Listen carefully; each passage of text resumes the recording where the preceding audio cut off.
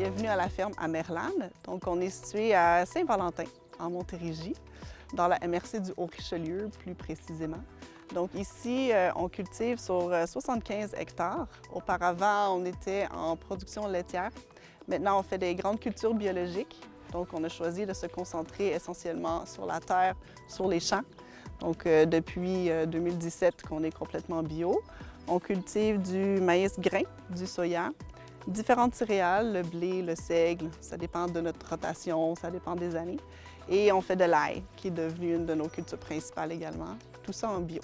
La ferme familiale ici, c'est composé de moi-même, Anne, et puis mon frère Thomas, mes parents Astrid et Wim. C'est une belle fierté pour nous de partager ce qu'on fait, les pratiques qu'on aime mettre de l'avant, puis pourquoi qu'on est biologique.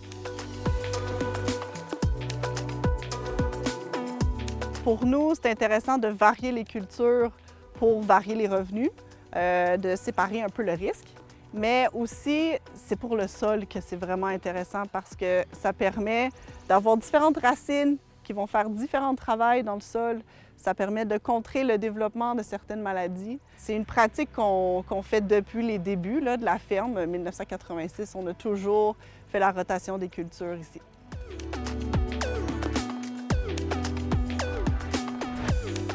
Vu qu'on est en production biologique et qu'on n'utilise pas d'herbicides, il faut qu'on soit créatif parce qu'il faut qu'on trouve d'autres moyens de contrer notre ennemi principal, je dirais, qui sont les mauvaises herbes. C'est pas qu'on les aime pas, c'est parce qu'ils sont à la mauvaise place puis ils empêchent notre culture principale de bien pousser.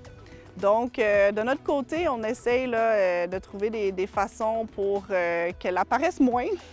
On pourrait vraiment pas réussir là, si on n'avait pas l'aide de plusieurs personnes qui viennent soit nous aider à désherber à la main, qui viennent nous aider à ramasser des roches, parce que quand on fait le sarclage mécanique, il y a les roches qui font surface et il faut les enlever, sinon ça va faire des dommages à la récolte, aux machineries.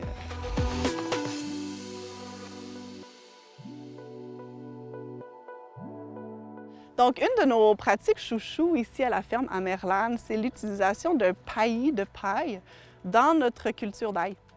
Alors, la façon que ça fonctionne, c'est que l'ail, on la plante à l'automne. Et une fois qu'on a terminé, on va mettre un beau tapis de paille par-dessus. Et donc, la première fonction va être d'isoler contre les froids de l'hiver. Une autre belle fonction, ça va être d'empêcher trop de mauvaises herbes de pousser. Avec le temps, la paille va se décomposer et va s'intégrer au sol et va devenir un bel humus. Je pense que quand on est agriculteur, agricultrice, on doit accepter qu'il y a beaucoup de choses qu'on ne sait pas d'avance. Et on fait plusieurs essais. Pour la technique de paillis de paille, ça prend quand même une certaine persévérance, je dirais, parce qu'il faut adapter la technique à sa ferme. Nous ici, on a trouvé que c'est un certain investissement au niveau de la paille, au niveau de la machinerie qu'il a fallu développer, au niveau du temps aussi, ça prend du temps pour mettre la paille physiquement sur le lit. Donc c'est un choix qu'on fait. Et puis c'est une alternative dont on est fiers parce que ça nous permet de ne pas utiliser d'herbicides et donc on trouve que ça vaut le temps de s'investir. Quand on est producteur biologique au Québec, je pense qu'il faut faire preuve d'audace et je pense qu'il faut faire preuve d'un esprit d'aventurier. Comme vous voyez, il y a beaucoup d'ail ici et il y a également beaucoup de fleurs d'ail. Donc les belles petites plantes ici, là, on les adore, c'est délicieux à manger, mais il faut toutes les enlever parce que sinon ça va nuire au développement du bulbe. Et puis, vous pouvez vous imaginer qu'on a besoin de beaucoup de gens pour cueillir ça à la main.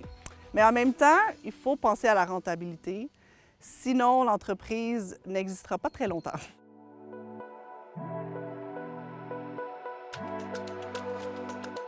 Un de nos alliés importants, c'est le programme de l'Union des producteurs agricoles qui s'appelle AgriJob.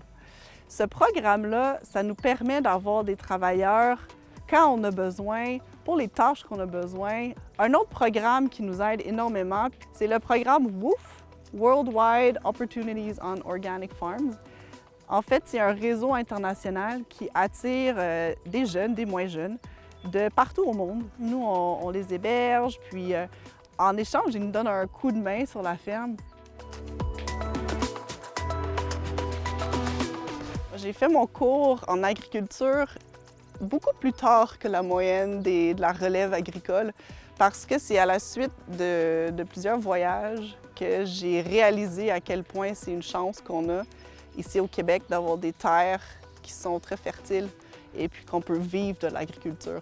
Donc pour moi, d'être la relève agricole, de reprendre l'entreprise familiale, de continuer de bâtir sur ce que mes parents ont bâti, c'est une fierté, puis je suis très heureuse de faire ce métier-là aujourd'hui.